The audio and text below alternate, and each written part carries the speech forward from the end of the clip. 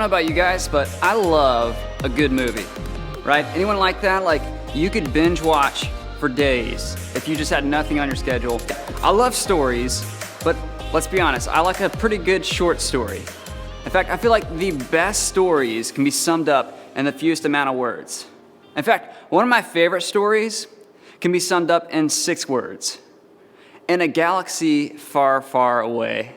Right? Star Wars, it's just such an epic opener of just 6 words. It already has you hooked on the storyline. And the classical fantasy fairy tale stories, they can be summed up in just 4 words. Once upon a time. But I believe that one of the greatest stories that we as the church can ever tell is just 3 words. In fact, that story is my story. My story can really be just summed up in 3 beautiful words, and it's just this: I was invited. That's my story. I was invited. I was a kid that was invited to church. Growing up, I wasn't a Christian.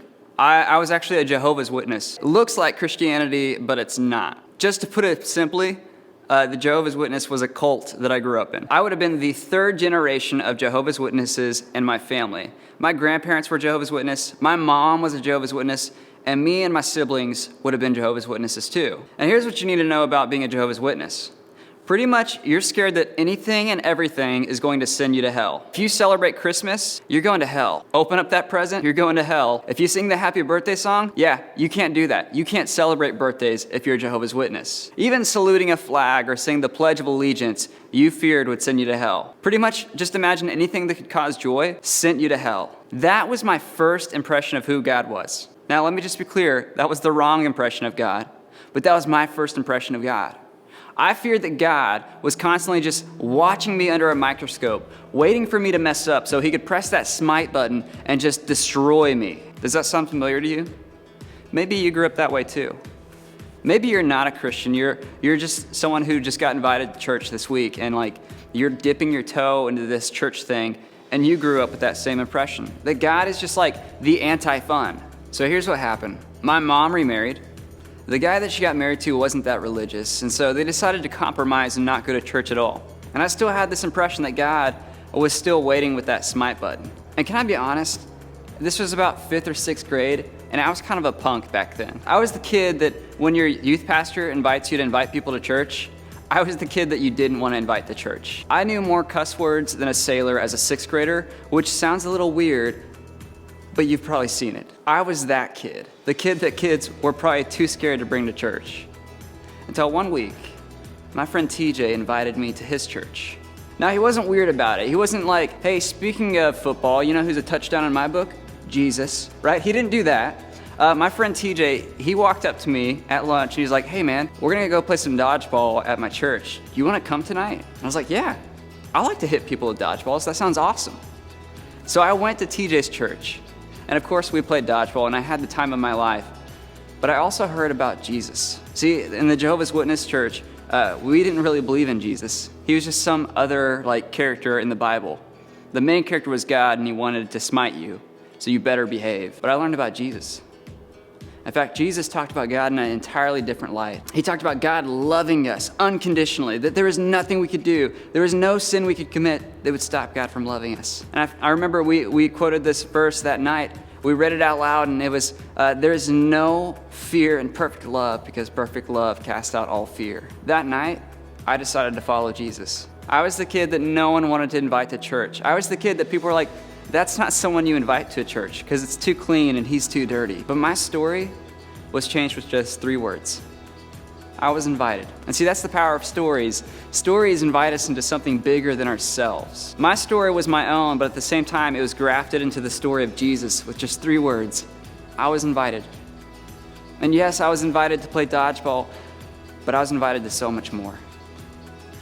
And maybe you've got a kid like me that you can think of whenever a youth pastor says, hey, I want you to invite 3 friends to the event this weekend. I want you to invite 3 friends to camp. I want you to invite 3 friends to church. And you probably come up with excuses right off the back of your head like, you know what, they're probably not the kid that you want. They're not the kid that you would want to see in church. Like, trust me, I'm doing you a favor by not inviting this kid. But here's the thing, when you invite people, it's not just you inviting them to something. you're inviting their story into the story of Jesus. You're bringing them one step closer to changing their mind about God. And you might not see someone as worth inviting. You might look at them and be like, that's not the person you want to invite to church. But through the eyes of Jesus, when Jesus looked at someone, he saw every single person worth inviting into his story. Every person that was in his life was worth inviting. In fact, there's a story in the New Testament where Jesus comes across a guy named Zacchaeus. And if you've grown up in church, you know him as Zacchaeus, as the wee little man hiding up in a sycamore tree. But no one wanted to invite Zacchaeus. Zacchaeus, he was a punk. In fact, he was worse than a punk. Zacchaeus, he was the chief of the tax collectors. He was the boss of these guys called tax collectors. And to you, you might be like, okay, so people hated taxes back then. Nothing's changed, right? But here's what a tax collector was. I want you to imagine that ISIS has taken over our nation. They have conquered wherever you're at. And just to make sure that they can keep conquering other nations and to keep your community under their thumb, they recruit your neighbors to collect money for them. These were the tax collectors. And to keep themselves employed, they would take even more money on top of that. Sometimes they would charge more than what they needed. They would charge double the taxes than what they were supposed to be collecting. They weren't just thieves. They were traitors to their nation. I want you to imagine if your neighbor was a traitor to your nation and they were also stealing from you, wouldn't you not hate them too? You would look at that person, you'd say, that is a person that is not worth inviting. The only thing that person deserves is death. But Jesus looked at Zacchaeus, the chief of the tax collectors, and he saw them as someone worth inviting. He saw that their story could be grafted into his story. And he entered Jericho and was passing through, and behold, there was a man named Zacchaeus. He was a chief tax collector and was rich, and he was seeking to see who Jesus was, but on account of the crowd, he could not, because he was small in stature. So he ran on ahead and climbed up into a sycamore tree to see him, for he was about to pass that way.